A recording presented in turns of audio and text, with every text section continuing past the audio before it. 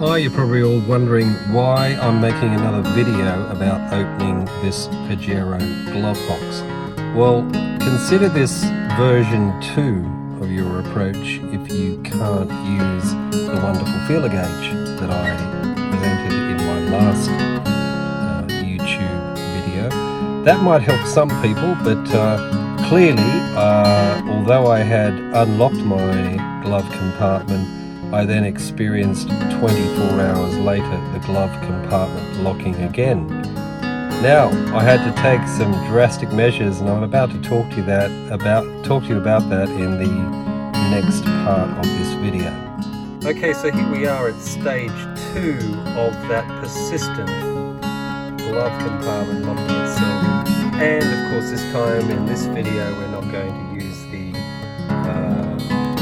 feeler gauges, because that clearly wouldn't work for me this time, and so we may get it open for you, but I suggest taking some different measures once you do get it open, a really important thing.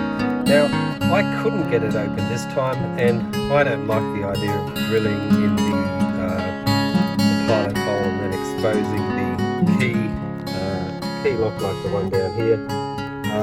So yet again I had to think about how we overcome that, and you'll notice very down the side of it here, what I did look at was the fact that in the lower glove compartment, if we open that up and just quickly have a look at it, you'll see here the little tongue is it's about the same level as this area here at the top corner.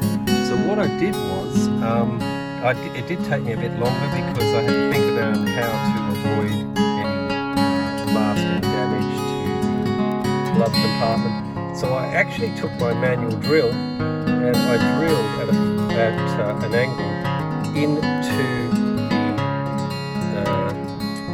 the inside of the glove compartment. And so then I got a piece of wire.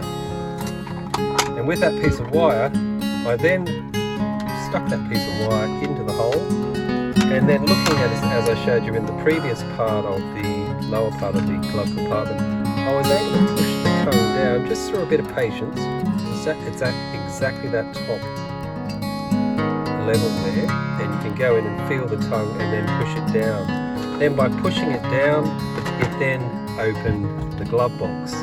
Now, the glove box just simply popped open, so at that point that was still locked. Okay, so let me show you then what I did once I unlocked that. Immediately remove the screws from the back, and then as I close it up, you'll see this piece comes out and it exposes the mechanism behind. Now, you simply just take off this piece here and just free it up and it pops out, but just do be careful, there is a little spring inside there, and we don't want that to fall away anywhere. And then simply put your key straight into it. So let me just see if I can open that up. Okay, so once you've taken that out, just watch for the spring. That will need to be pushed back in before you put this back together.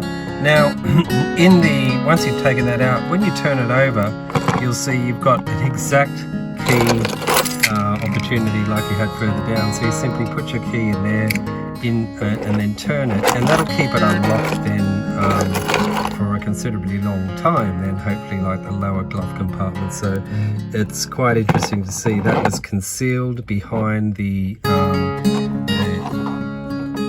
switch itself, and behind that piece, and that's what's there, just so you're all clear on that. So hopefully that helps you all understand another method to unlock it without being invasive on the front of the actual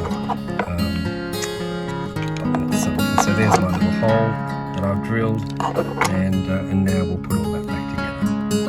Okay, so we'll put it back together. Just before you do, just make sure you're checking that it does press properly before you put it back in together, and then simply put it back in. Some may wish to actually take that whole clasp off here, but as I've got an easy way of So that's how she'll look when she goes back on.